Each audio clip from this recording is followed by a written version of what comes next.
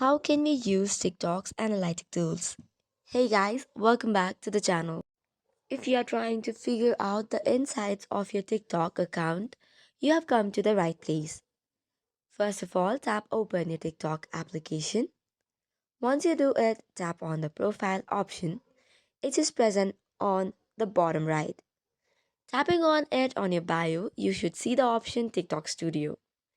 Tap on it and it should take you to the Creator Tools page. However, if you cannot see it, tap on the three horizontal lines on the top right corner and then go to Creator Tools. Here you have the analytical tools such as analytics to check post views, net followers, likes. For a more detailed version, you can check on View All option. Here you will check each minute detail and insights. Additionally, you can even download the TikTok Studio application separately and also check for monetization, subscription, video gifts as well. Likewise, you have all other tools available such as Account Check, Creator Academy, and others. So this is how you can use the analytic tools in TikTok. That is all for today's video. For more such contents, do not forget to hit the like and subscribe button.